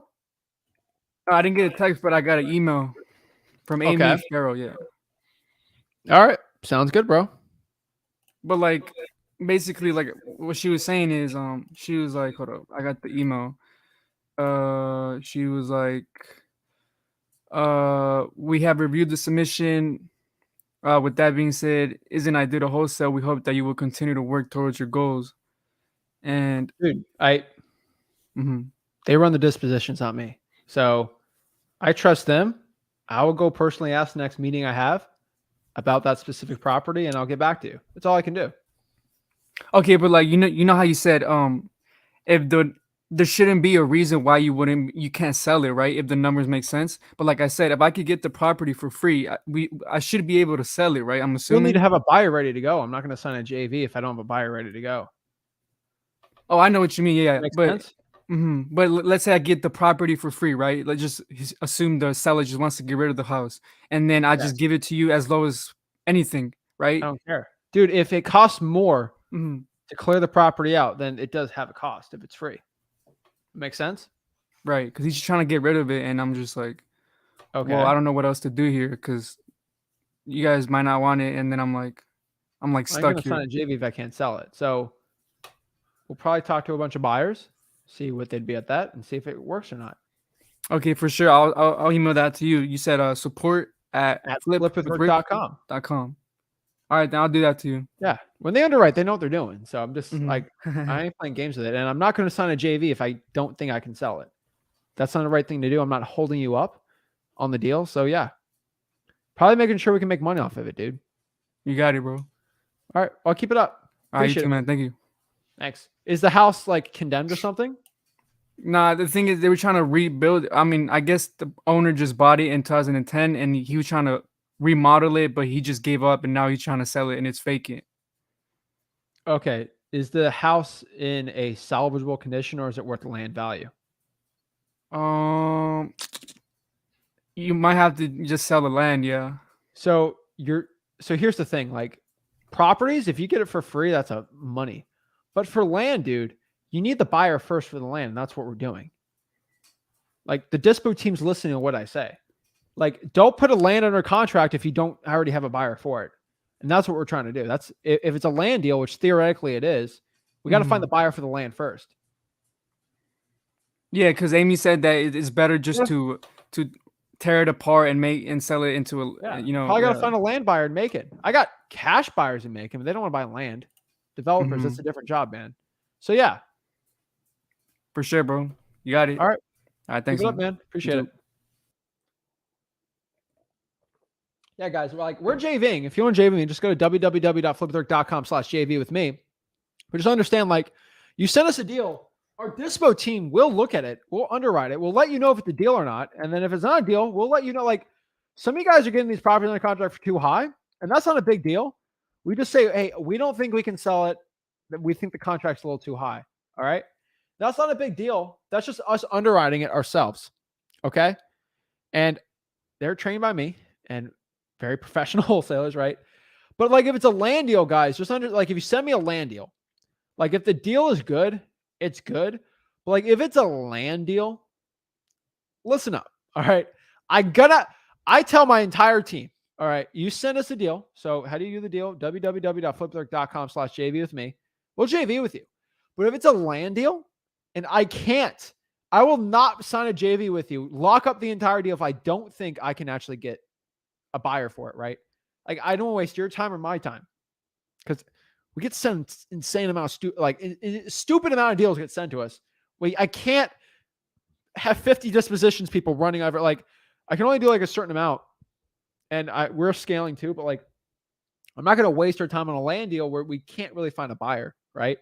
We want to make sure we have a buyer already set, and that's how it's a professional. Like we're doing professionally, right? Property is a little different, right? Because it's a lot less land buyers than cash buyers, especially now. So yeah, guys, I'm telling you right now, if you want to sell your deal, need help with it, just go to www.flipwithrick.com/JV with me. But yeah, that's the link, guys. If you want to go JV with me, send us over your deals. I appreciate it. And yeah, trying to make money off of JVs, dude. Like I'd rather do that than the guru, and I ain't going to do the guru thing. But Steve's got an interesting question. I'll get everyone's opinion on it. I'll let you know what I'm going to do for the rest of the year. But Steve says, Zach, I think you and Rick should do a one-day event here in Florida. Just charge enough for tickets to cover the cost to rent the venue. That's interesting, right? I've looked into it, obviously. One thing I tell you is it'll cost me $40, $50K to put on an event. And I'd feel like I have to give it for free. But the main issue with that is then I don't want to charge for content, it's a dilemma for me because I'm not a guru. I'm here to make mastermind events and charge people for it. I think that's stupid. But I'm not going to go drop $50K on an event, right? And so my compromise is I'm just going to do one-on-ones with everybody and make this little hour presentation I made. It's literally I go to a mastermind. I fly out 4 hours somewhere, present this for an hour. Or when I just rather go live with you guys, talk to not 100 people in a room, but talk to 70,000 people over an hour, and I can stay at home. That's the way I look at it, right? The event thing's always interesting, right? But I don't want to be a guru, but yeah, so you always look at it, but it'd be interesting, maybe next year we do some free events and then maybe scale it up from there. I'm a little nervous I do a free event. There's going to be too many people showing up. And I think that's going to be an issue, right? So I would tell everyone, hey, I'm going to be in Tampa. Here's a place, only 100 people. I know 500 people are going to show up. So that's always our issue too, right? And I think that's the coolest part. It's when I talk to you, it's I'm not selling you anything. I'm not trying to sell you on a little event or course thing. And then it'd be funny because the only people I give free value is just me and Rick. So I can't have any speakers because they're all gurus. So it'd just be me speaking at an event just for us. So it'd have to be a day. It'd be interesting, right? But yeah, most people, I've talked to a couple people that have events over 1,000 people, which we could easily get over 1,000 if we did an event.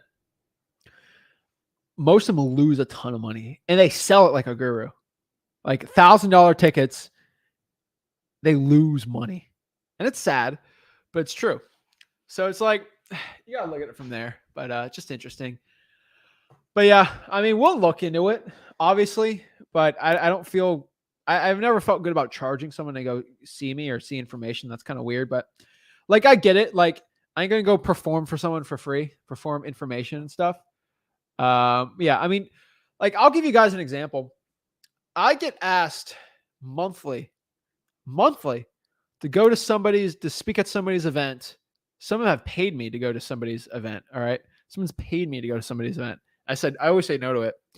Can you go to your event and speak about how you got so many followers in this amount of time at 22 years old? I'm so this is a room full of people wanting to learn how I built a following so they can do it. And so they can build a following and sell guru products for wholesaling. No, right? Can you talk about how you do all this? How, at 17, you made 100K in high school wholesaling. I'll fly you out, put you in the desert, put you in this nice hotel. And I'm okay, so you want me to go give value to people that paid $2,000, $3,000 to go to this event? Because then that information is going to be private, right? Just stupid, right?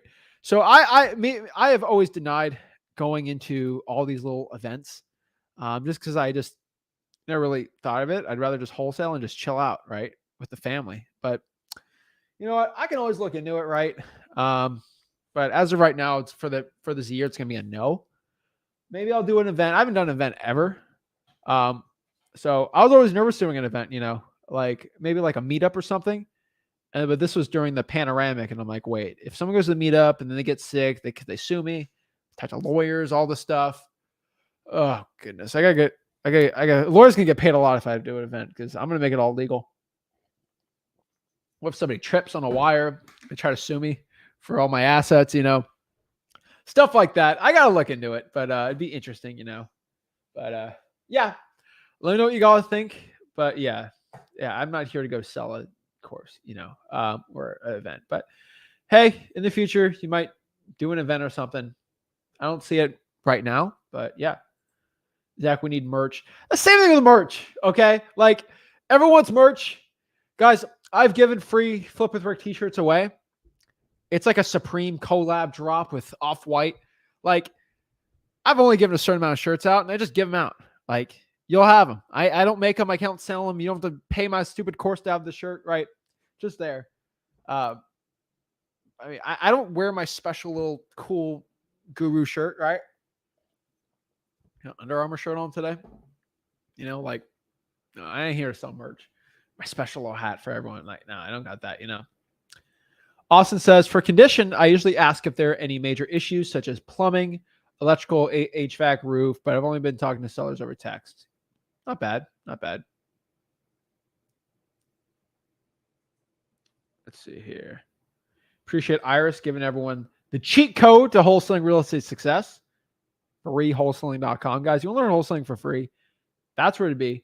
That's where to be. Let's see here. Yeah, honestly, Steven, if I did do an event, it'd just all be people that learn for free. But yeah.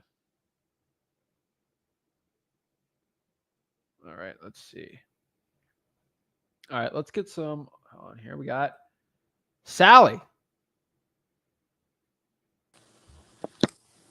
Hi, Jack. How are you? I'm good. This is Zach. How are you? I'm good, thank you. How can I help you out? Can I do a little bit of role play with you? Perfect. Yeah. Where are you calling out of? West Palm. Beautiful. Awesome. So are you going to do this in person, virtually? What kind of calling are we doing? In person, yeah. Okay. Okay, let's start. Hello, hi. Is this the owner of 123 Main Street? Yes, this is him. How are you doing today? Good. So I'm reaching out to see if you're interested in selling the property at 123 Main Street. Yes. I'm looking to sell it. Great. So let me introduce you myself. So I'm a cash buyer, and I normally close very quickly within like 30 days. So is that something you're interested in? Yeah. Great. That is great. What's your offer, Sally? Well, before going into that, if you allow me, I need to ask a couple of questions about the condition of the property. Like what is the condition of the property? It's good. It's a 3-bedroom, 2-bath house. I'm living at right now in Green Acres, and it's okay. But yeah, I'm just looking to get out of Florida. Yeah, I'm pretty sure that's great. So how old is the roof? The roof is 10 years old. Okay. How about, is there any issues with like flooring? How old is the AC? I think the AC is like 5 years old. I think the flooring's fine. It's just tile. Great. How about plumbing? Any issues that you are aware of? Nope. Working fine. Great. So before I give you an offer, I would actually like to come and see it in person, if that's okay with you, because that's pretty much how I can accurately give you the price. Yeah. Why do you want to buy my house? Well, as I said, I'm a cash buyer, and we always look for properties. Why are you looking to buy it? Well, there are different things that we normally do. I'm an investor, so depending on how the deal is, sometimes we hold it and rent it out. Sometimes we flip it. So basically, that's what we do. Makes sense. And do you have any place to go if when you sell the property to me? Somewhere up north. I'm sick of these hot summers in Florida. I know. Yeah, some mountains would be good, right? Oh yeah. And what is your timeline? Like, how soon are you trying to sell the property?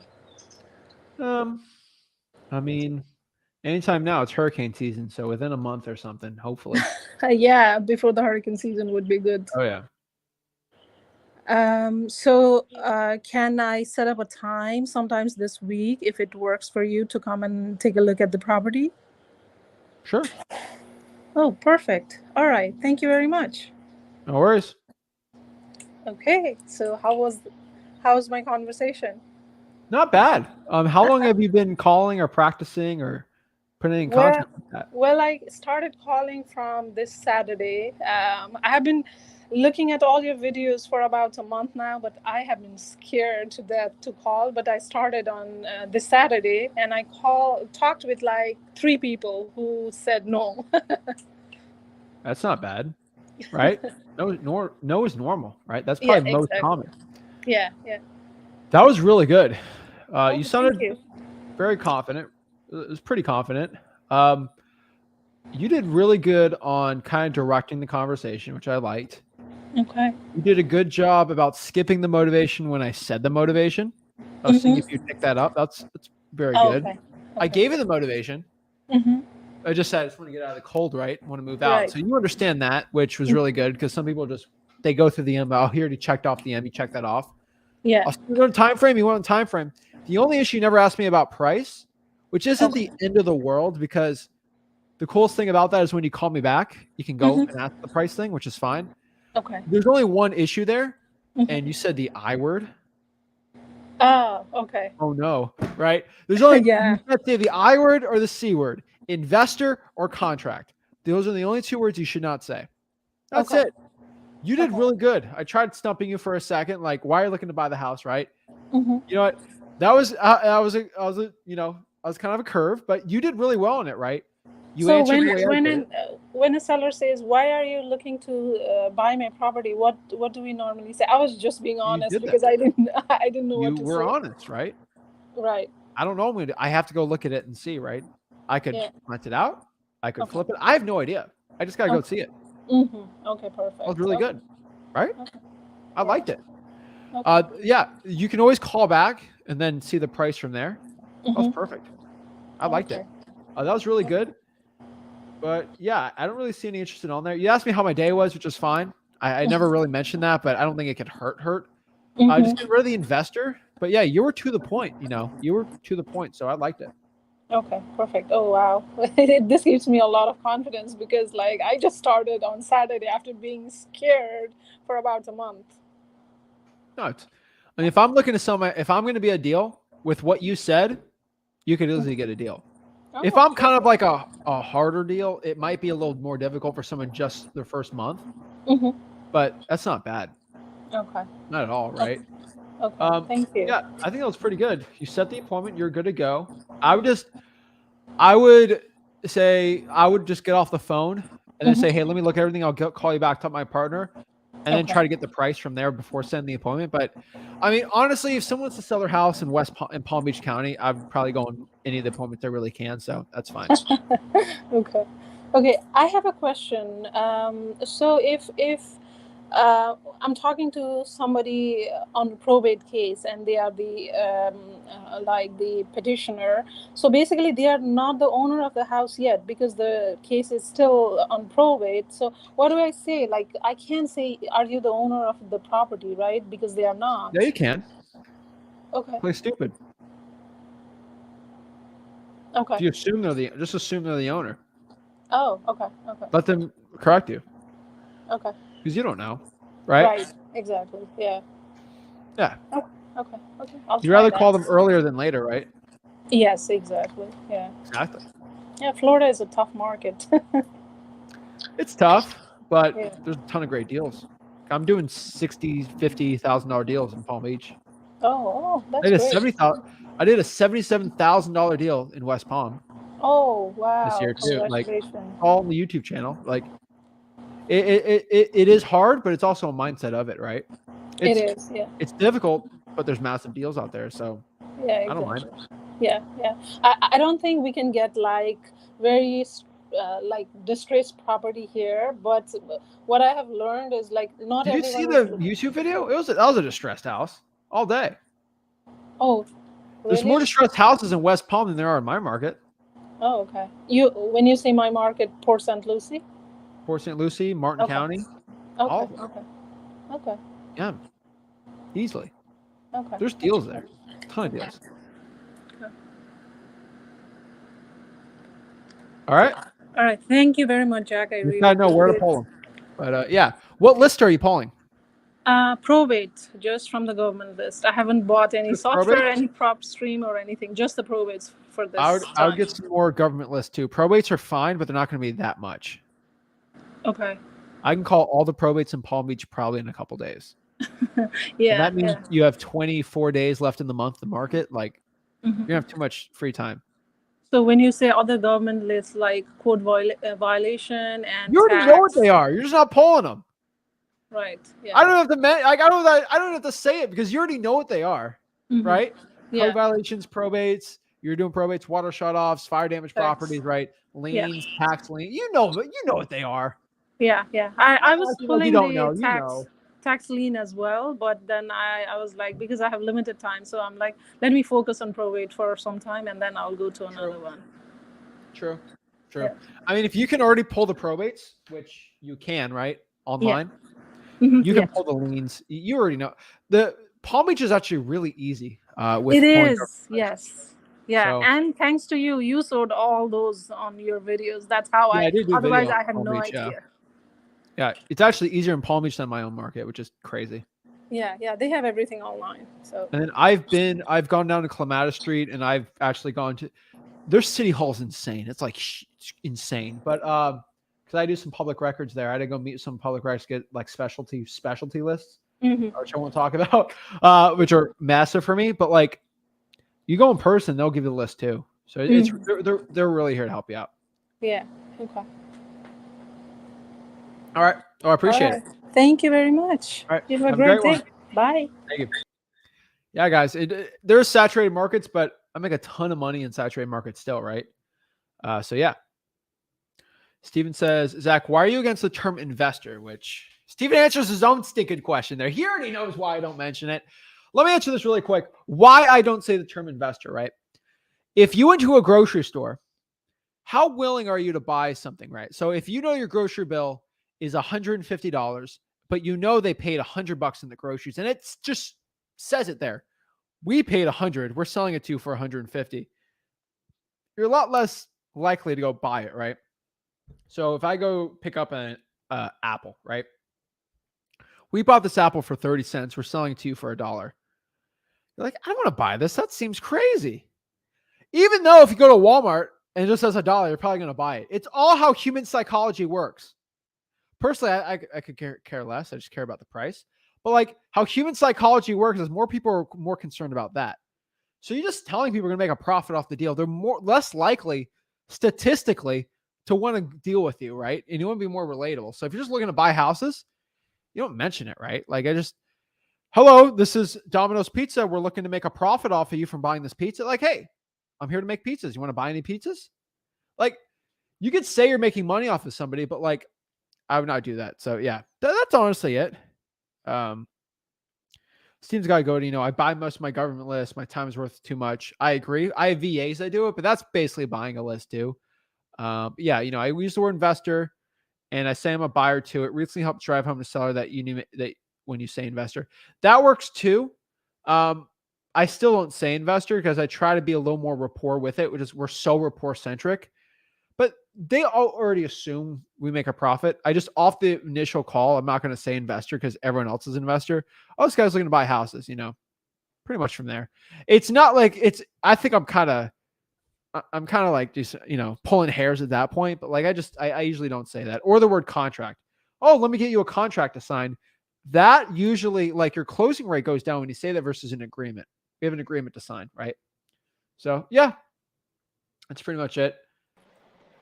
Victor, Yo, yo, how you does doing, sir? California still have a heat wave? No, there was a hurricane from Mexico that came over and kind of cooled it down. So Nice. we're good. We're good. Oh I man, did I recognize you with heard they got an the hair, earthquake. man. Appreciate it, man.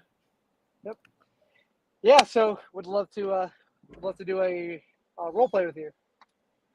Yeah. All right, let's see what you got. Alrighty. Ring, ring, ring. Hello. Hi, is this Zach? No. Who is this? Hi, this is Victor. Are you by any chance the owner of 123 Banana Hammock Lane? No. No. All right, next call. Um, You gotta learn how these calls go, man. That's how they work. Next call.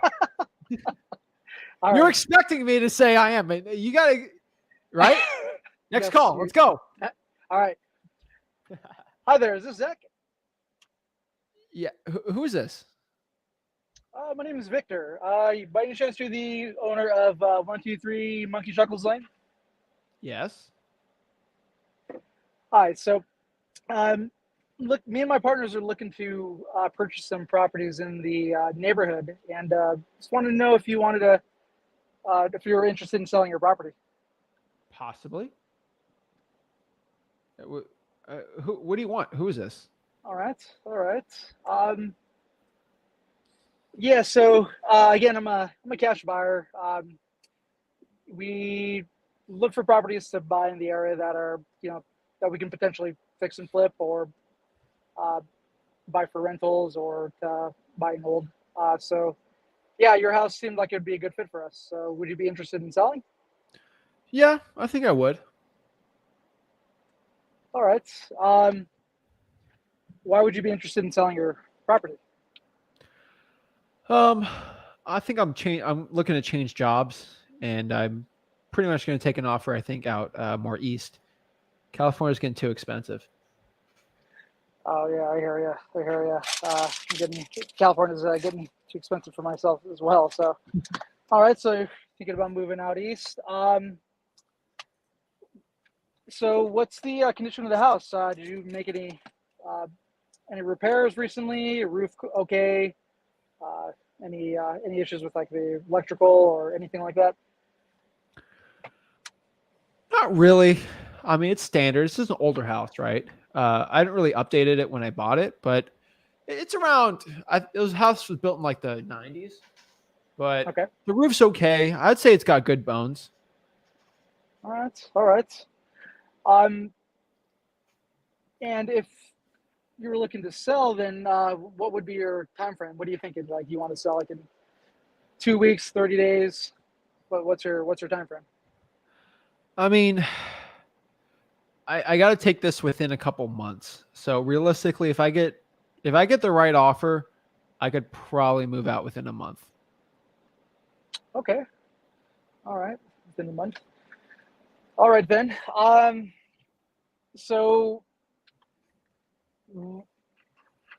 what do you need? What do you need to move on to the life and get out into the east and uh, you know sell your property for? Like what are you thinking? What's your price? My price? I don't know. Any ballpark? You got any idea? I don't know. I mean, the Zestimate says 450,000 on it. Oh, okay. All right. Would you take a dollar for it? No, I mean, I guess Zestimate says 450,000 for it, so I guess that. All right. Let me ask you this: have you ever purchased a car? Yes. All righty. Would you ever purchase a car without test driving it? No, I'd test drive the car. Okay. All right. So think of it this way: before I really can give you an actual assess or good number for your house. I kind of need to take a look at it from the inside, see what it looks like and see if there's Okay. anything that, anything that I really need to do to come up with a good estimate on the, whether it's repairs or things like that. So, from there I can give you a, more accurate offer. Would that be something you'd be interested in? Sure. All right. How does tomorrow sound? Would I be able to come over tomorrow and maybe take a look at the house? Sure. Perfect. How does 3 o'clock sound? I'm working till 5. Till 5? Okay. So does 5:30 sound okay? Yep, that works. Perfect. Cool. So then I'll have you down for 5:30 tomorrow, and I'll give you a call before I head over. Okay, perfect. Awesome. All right. Thanks. Thank you. All right, Victor. That ain't bad. It was all good till the price part. So you did really Yeah. good the first, like, bang, bang, bang, bang, bang. You banged it out. You know what you're doing. The price part was interesting Yeah. because I mentioned a crazy price. Then you mentioned $1, which I don't know why you mentioned that. Yeah, me neither. No, Got a little nervous there. So that's fine. Right, man? So the one thing I do is I sometimes have people just say, well, my Zillow's $450. I don't know how much I'm going to sell it for. Half the time they just mention the Zillow. They don't want to sell it for that price. They just say it just to say a number, right? So I was explaining, yeah, I understand Zillow's like that, but Zillow's wrong all the time. Like Zillow went out of business. Yeah. You're the one I'm going to say before I say it. Oh, am I talking to myself? Victor.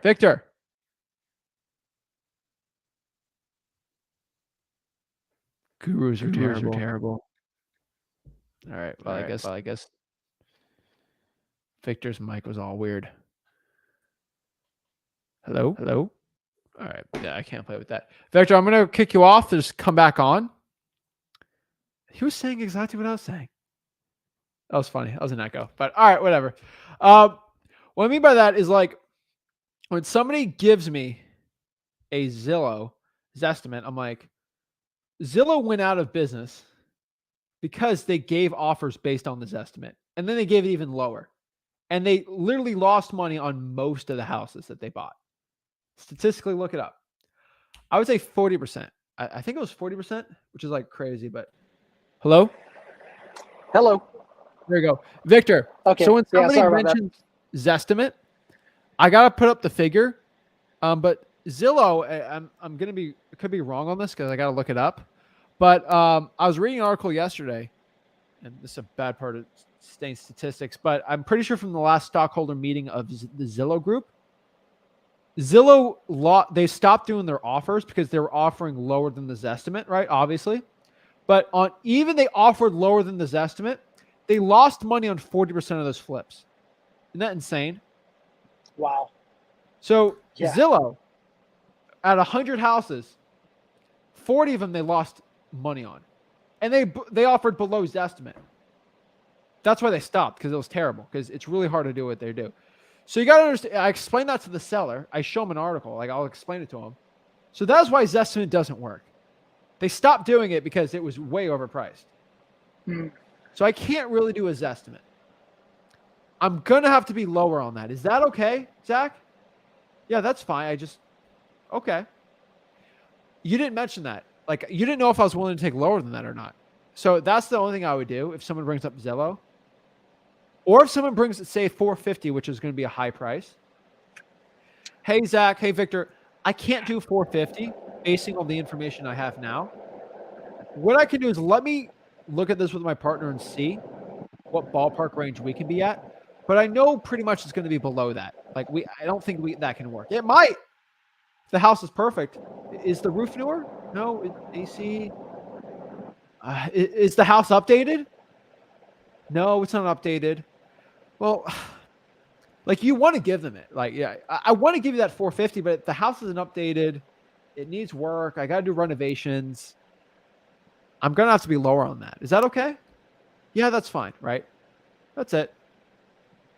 And then you're already getting them off that price. And then boom, meet them. You can get it lower. That's it. Okay. I would hate to go in the appointment, say that, and be like, no, I got to be this estimate. Then you're just wasting your time. Yeah. So that's the only thing I do from there. But yeah, you did good there. Awesome. Cool. Yeah, Thank you very much. Really Appreciate it, man. it, Victor. Have a good one, man. Thank you. You too. Boom. Appreciate it. Love all the support, guys. Love seeing that. So yeah, guys. Freewholesaling.com is where it's all at. Let's see. Yeah, guys, let me pull up that article for you guys. I think it'd be actually interesting. Just so you can talk to your sellers. Percent. Let's see. Zillow buying. Lose money. So Zillow, let's get the statistics.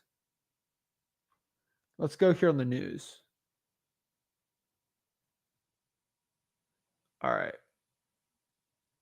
Results from Zillow housing trends. All right. Here it is. Bloomberg might pop me out here, but let me show the statistic. Whenever somebody says they're an iBuyer, all right, I want you to see this article, okay? Let's pop it up. Okay. Home flipper open door hits with losses and echo of Zillow collapse.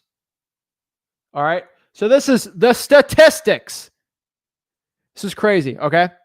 Home flipper open door hit with losses and echo of Zillow collapse. Company lost money on 42% of its August resales after it failed to anticipate slide in housing demand.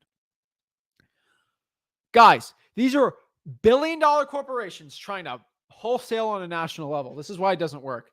They lost money on 42% of, I don't know, a house flipper, because real estate's so like in person, right? Like it's so like micro to a market.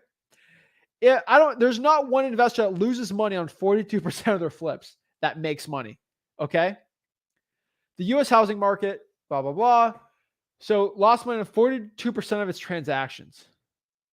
That's insane. Was even worse so in LA, the company lost money on 50%. Phoenix, they lost 76% on their flips. In Phoenix, Arizona, they lost money. 76% of all the homes they bought in Phoenix. The losses, which did not include fees charged to customers, which I think is kind of funny. We provided a third quarter guidance in our last earnings to reflect lower than normal transaction volume. Let's see the most rapid change. iBuyers selling more houses for less than they paid. So these are the percentage of homes sold at a loss currently right now. And it's spiking like crazy, right?